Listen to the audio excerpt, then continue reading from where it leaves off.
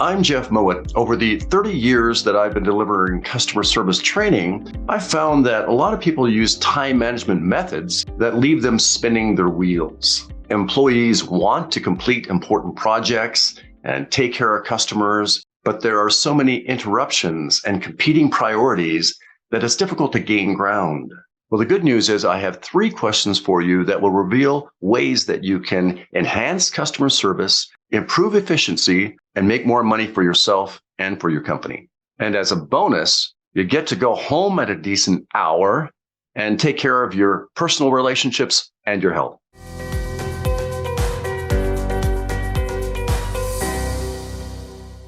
Now, you've probably heard that effective time management is about working smarter, not harder. And it's absolutely true. To determine whether you're working smart or hard, answer this 3-question quiz. After each question, I'll give you the best answer along with some simple time management tips. Okay, first question. Which is normally your first task of the day? Is it A, working on administrative tasks and paperwork? Or B, working on long-term strategic projects? And these are projects that over the long term create the most return on investments? Or is your first task of the day C, working with customers? Or finally, D, responding to employee requests? The best answer is your first priority of the day should be B, working on strategic projects. And when I'm talking about strategic projects, we're talking about projects that create the most long-term return on investment. They're things that enhance your efficiency, reduce cost, increase revenues the most. Typically, however, a lot of managers put off strategic work to do other work that has a deadline. In other words, they confuse urgency with importance. It's easy to put off work that is strategic in nature because usually the deadline is not urgent, or there's no deadline at all. You can put it off sometimes for years. And strategic work requires something that most of us would rather put off: thinking. The problem is, if we continually put off projects that are designed to increase profits over the long term, we consistently have more crises to deal with. In other words, we get caught in this cycle of crisis management. Actually, a lot of managers love putting out fires. They won't say this, but it makes them feel like that's right, we are superheroes.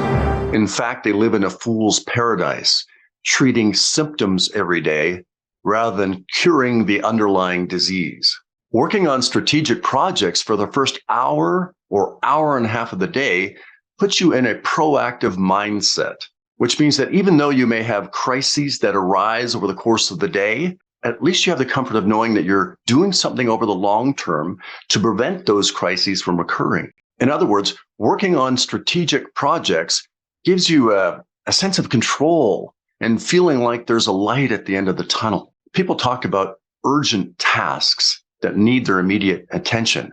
But the fact of the matter is, unless you work in emergency services, there's really no task out there that requires your immediate attention.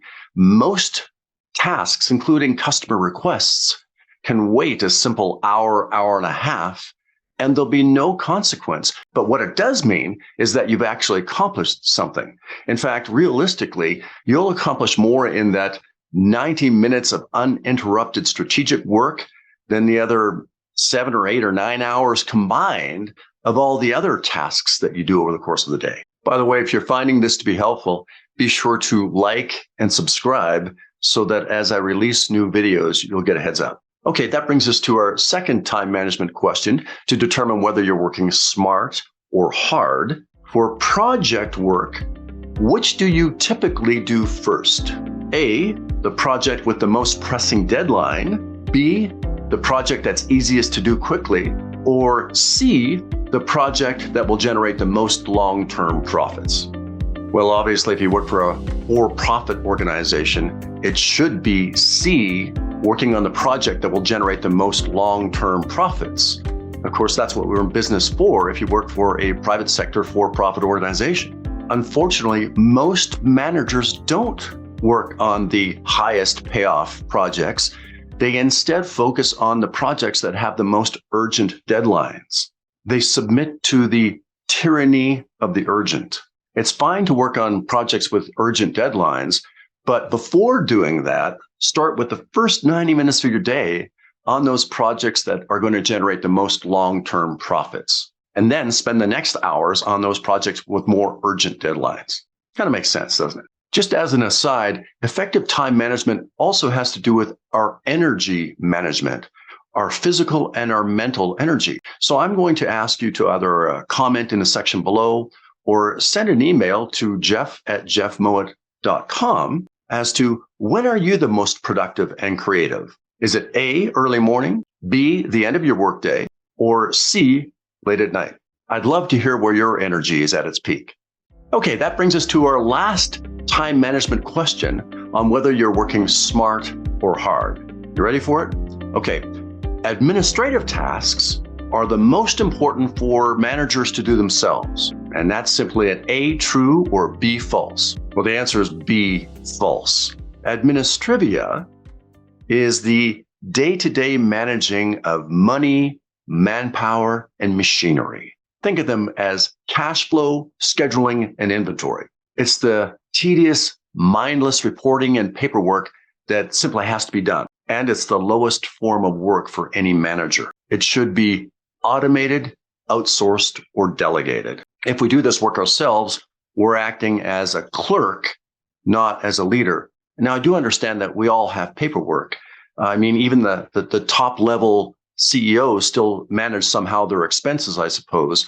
But that should be the last thing we do in the day when it's mindless. It's just sending in the paperwork at the end of the day.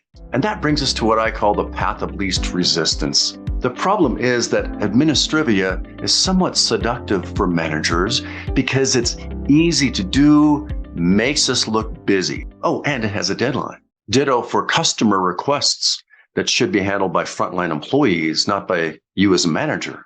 There are paths of least resistance. On the other hand, long-term strategic projects require concentration, effort, focus, vision, and they're harder to do. It's easier to put off. A classic example is an ongoing staff training program. Training can be put off indefinitely, and we're still busy doing paperwork. But the problem is the rest of our day is spent in crisis management because our staff aren't properly trained. The bottom line when it comes to effective time management is you don't have to be the smartest, the hardest working, or most enthusiastic to have the most impact in an organization.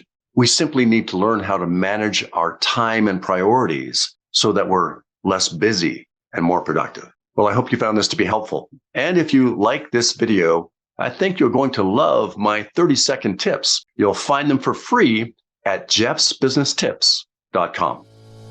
See you next time.